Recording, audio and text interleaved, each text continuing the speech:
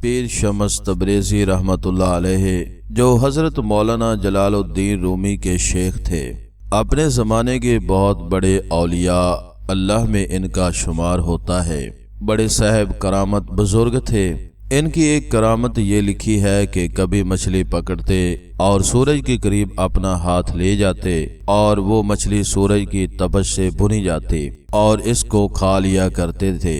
اتنے بڑے صاحب کرامت بزرگ، لیکن ان کی پوری زندگی اس طرح گزری کہ وہ اللہ اللہ کرتے رہتے، اور لوگ جو ان کو بزرگ مانتے تھے وہ اس لیے ان کے پاس آتے تھے کہ حضرت ہمارے لیے دعا کر دیجئے، فلاں مقدمہ چل رہا ہے، تجارت ٹھپ ہو گئی ہے، وغیرہ وغیرہ، یعنی صرف دنیا کے لیے آتے تھے۔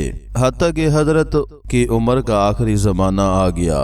ایک دن بیٹھ کر آہ کرنے لگے اور کہنے لگے، آئے اللہ، میرے سینے میں تیرے عشق کی جو آگ بھڑک رہی ہے، کوئی بندہ اسے لینے آج تک میرے پاس آیا نہیں۔ ایک عجیب جذبہ کے ساتھ تڑپ کر کہا، آئے اللہ، میری دنیا سے جانے کا وقت شاید قریب آ رہا ہے۔ اس سے قبل کہ میں دنیا سے جاؤں، کسی ایک کو تو تیری محبت دے کر جاؤں، اس کا کوئی انتظام فرما۔ اللہ نے دعا قبول کی۔ اس کے بعد وہ ایک مرتبہ دریائے دجلہ کے کنارے ٹہلتے ہوئے جا رہے تھے۔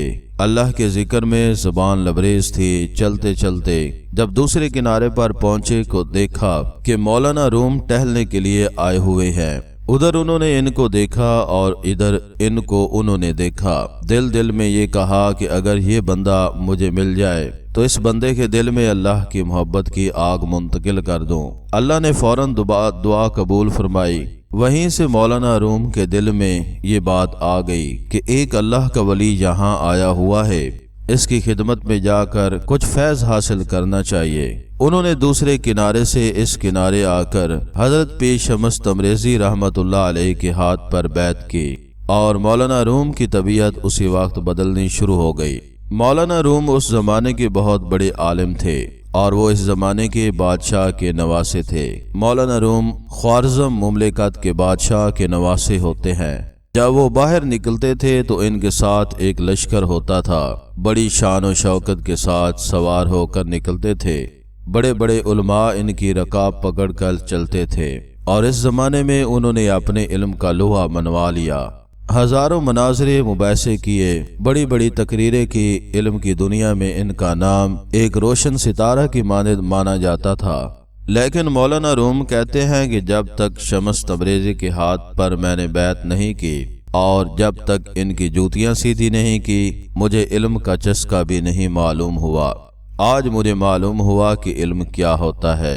اللہ کے عشق اور اس کی معرفت کے بغیر سب کچھ یوں ہی بیکار اور ضائع ہوتا ہے۔ نماز، روزہ اور دیگر عبادات میں وہ لذت نہیں ملتی جو ان چیزوں سے حاصل ہوتی ہے۔ مولانا روم نے مثنوی شریف لکھی۔ ان کی کوئی کتاب مثنوی کے علاوہ دنیا میں مشہور نہیں ہے، حالانکہ ان کی اور بہت ساری کتابیں ہیں، مگر اللہ نے مثنوی کو جو مقام دیا اور وہ کسی اور کتاب کو نہیں دیا۔ حتیٰ کہ بعض علماء کہتے ہیں، یوں سمجھو کہ یہ مثنوی در حقیقت فارسی کا قرآن ہے۔ قرآن کے تمام علوم اور اسرار، معارف اور دقائق کو ان کے اندر کھول کھول کر بیان کیا گیا ہے۔